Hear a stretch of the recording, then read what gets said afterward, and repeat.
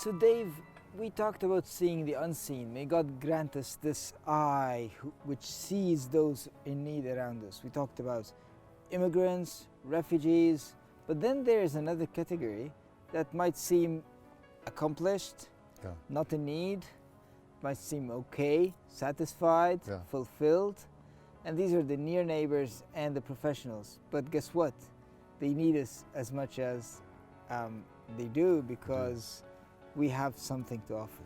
Yeah, I think oftentimes this group we call near neighbors, if you will, we probably walk past them the most unseen. Because these are the people that they're not the first generation immigrants coming in. They're often the second, third, or fourth generation immigrants who've come into the country that we're in, the majority culture. And so they're the most But unseen. they are not integrated yet. They're not integrated. So they've already been here working in some, but they still stay to their local community mostly, their local culture. That culture hasn't diffused into the majority culture. It's keeping to its own here. And so they go out and they work, or they go to school, or they do certain jobs, but they always come back to this place. And so but again, they've been here so long in the majority culture, we just oftentimes just take them for granted. They're here, we don't know who they are, but still there's new immigrants coming in, but still this is a group that we need to reach out to. And we have great opportunity, especially the younger generations of coming up here, because again, mom and dad want to get their kids to have greater and more opportunities.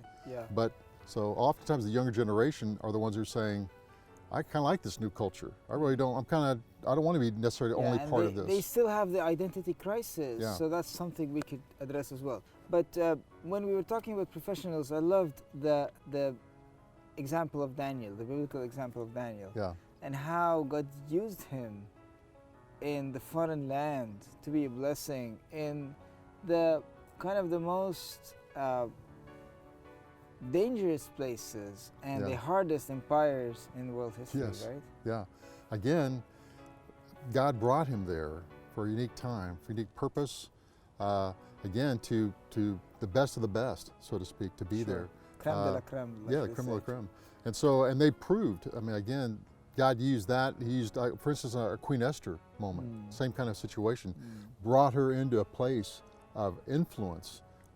Again, one relationship that God uses in these situations. I just love the story, though, of Nebuchadnezzar with Daniel, but then further, like we talked about other times, the relationship that Daniel had with Darius the Mede, the Persian Empire.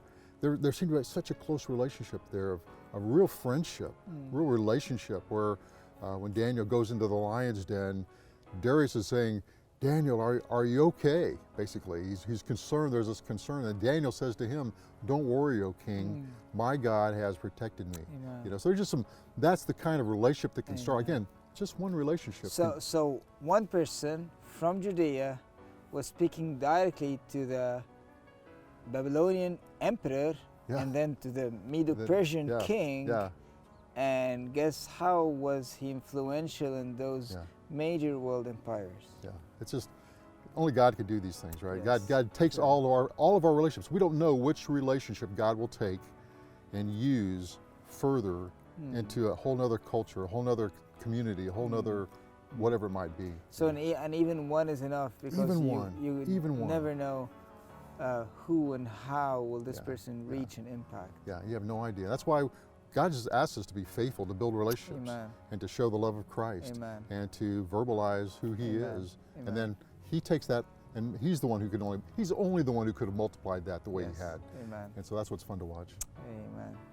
So Church of Jesus Christ, don't be fooled by the glamour and the fame of accomplished professionals around us, or the ghettos of the near neighbors that seem to be self-sufficient. They are not.